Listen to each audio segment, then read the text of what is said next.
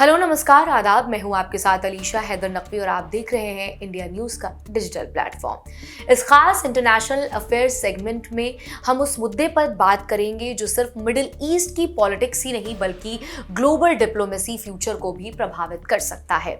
Israel और संयुक्त अरब अमीरात के रिश्ते, अब्राहम समझौता का भविष्य और फिलिस्तीन सवाल, ये सब मिलकर एक ऐसा समीकरण बना रहे हैं जिसे समझना बेहद जरूरी है। फिलिस्तीन पर जारी इजरायली जुल्म के सामने आने के बाद मुस्लिम मुल्कों की खामोशी अक्सर सवालों के घेरे में रही, खास तौर पर संयुक्त अरब अमीरात जिसने अब्राहम समझौते के बाद इजराइल के साथ रिश्ते को मजबूत किया, वो अक्सर खामोशी दिखा। लेकिन अब वेस्ट बैंक को अपने में मिलाने की इजरायली योजना पर वही यूएई खुलकर सामने आ गया है। उसने इसे रेड लाइन करार दिया है और साफ चेतावनी दी है कि अगर ऐसा हुआ तो अब्राहम एकॉर्ड भी टूट सकता है। सबसे पहले आपको बताएं कि आखिर ये अब्राहम समझौता है क्या। ये एक पीस एग्रीमेंट है जो 2020 में हुआ था। इसके तहत इजराइल और अरब देशों यानी कि यूएई, बहरीन, मोरक्को और सूडान ने औपचारिक रूप पर डिप्लोमेसी रिलेशन यानी कि राजनयिक रिश्ते को स्थापित किया था। अरब देशों से इस समय इजराइल के रिश्ते सबसे ज्यादा मजबूत संयुक्त अरब अमीरात से हैं। 2020 में हुए अब्राहम समझौते के तहत अबू धाबी और तेल अवीव ने औपचारिक संबंध स्थापित किए। इसे अरब इजराइल रिश्तों में ऐतिहासिक मोड़ माना गया था, लेकिन इजराइल के हालिया फैसलों ने इन रिश्तों पर कड़े सवाल खड़े कर दिए हैं। इस समझौते में क्या हुआ, इस पर बात करते हैं। दरअसल इजराइल और इन अरब देशों ने एक दूसरे को औपचारिक मान्यता दी, एम्बेसी खोलने, ट्रेड, टूरिज्म और टेक्नोलॉजी कोऑपरेशन जैसे स्टेप्स उठाने का वायदा किया। इजराइल ने यह भी कहा कि वेस्ट बैंक को एनेक्स करने की योजना यानी कि सस्पेंड, रोक देना, जो सबसे अहम फैसला था। अब आपको बता दें कि इस पे अहम टिप्पणी क्या है।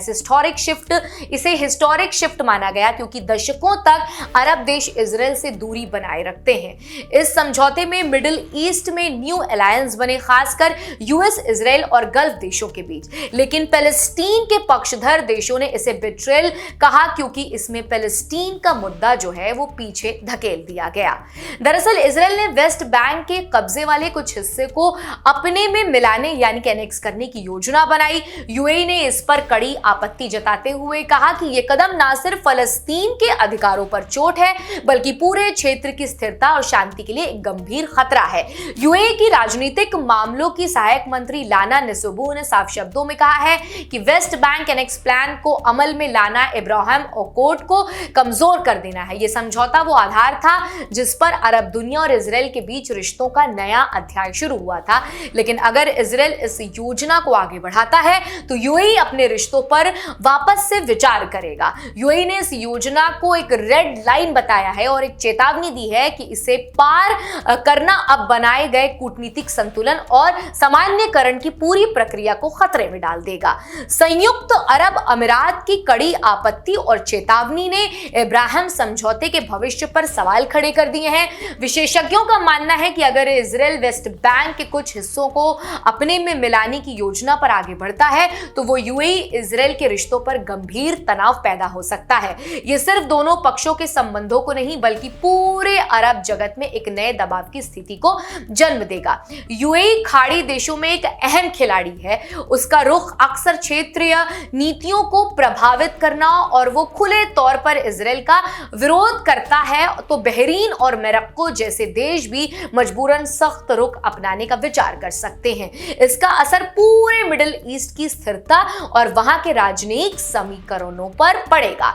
इस कदम से फलस्तीन मुद्दा भी एक बार फिर अंतरराष्ट्रीय एजेंडे के केंद्र में आ सकता है। लंबे समय से यह मुद्दा हाशिए पर चला गया था, लेकिन यूएई की यह सख्ती फलस्तीन की आवाज को नए सिरे से मजबूती दे सकती है। वहीं इजराइल भी वैश्विक स्तर पर कूटनीतिक दबाव बढ़ाने की आशंका है क्योंकि जिस देश में उसे सबसे ज्यादा सहारा मिला है अब वही खुलकर सामने आ रहा है।